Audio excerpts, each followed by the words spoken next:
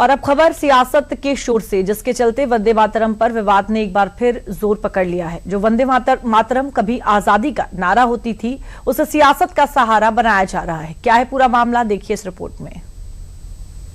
हम तो कह रहे हैं कि वंदे मातरम कहना है तभी भारत में रहना है। जो लोग उसका विरोध कर रहे हैं वो बौद्धिक रूप से बेईमान, नालायक, हाथ से पद बयान है। और उसी का कारण है कि पश्चिम बंगाल के अंदर आपने देखा है ओवैसी को एक भी सीट उसके अंदर नहीं आई और लोगों ने उनको निकालने का काम किया। ओवैसी साहब उन्माद की राजनीति इस देश को पसंद नहीं है।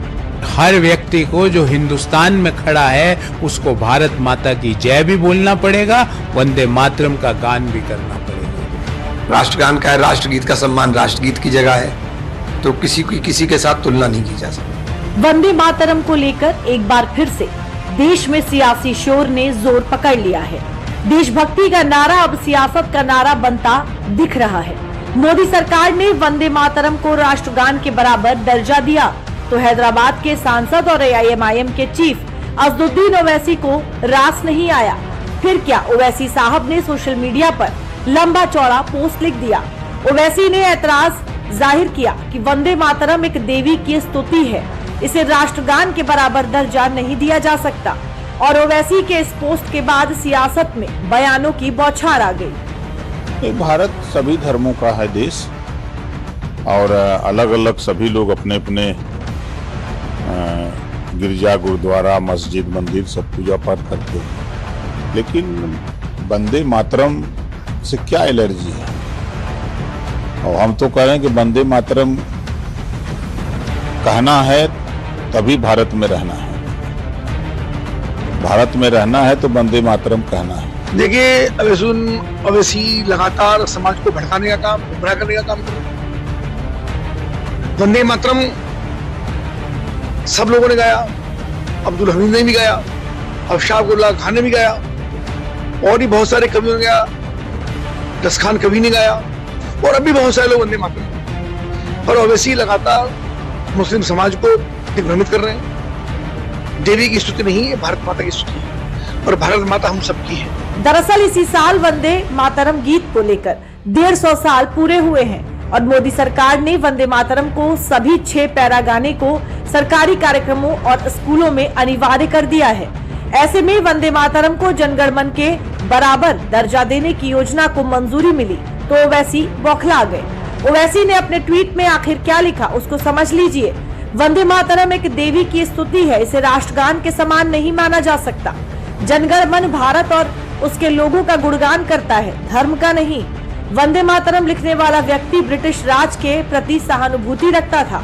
राष्ट्र कोई देवी नहीं है, ये किसी देवता या देवी के नाम पर नहीं चलता।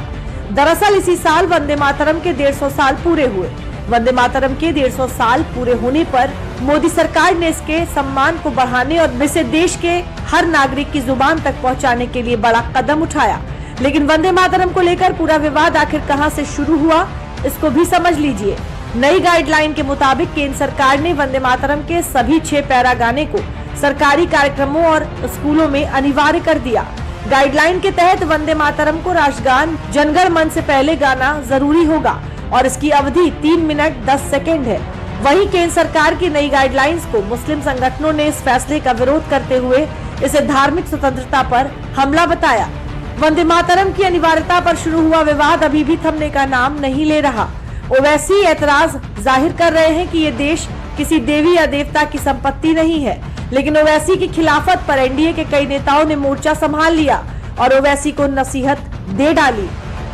वंदे मातरम अंग्रेज सरकार के खिलाफ एक मंत्र की तरह काम कर रहा था। जो लोग उसका विरोध कर रहे हैं वो बौद्धिक रूप से बेईमान, नालायक, हाथ से पद बयान दे रहे हैं। वंदे मातरम पर खड़ा होना, उसका सम्मान करना, ये केवल सरकारी आदेश नहीं है, भारत के 140 करोड़ नागरिकों के मन की आवाज है और पूरा भारत वंदे मातरम गाने पर गौरव महसूस करता है। ओवैसी साहब उन्माद की राजनीति इस देश को पसंद नहीं है। वो राष्ट्रीय गीत या राष्ट्रीय संदर्भ में जो भी सम्मान का भाव था, वंदे मातरम कब गाया गया था? आजादी के बाद, कि आजादी के पहले? जन गण मन ये हमारी राष्ट्रीय अस्मिता का प्रतीक है।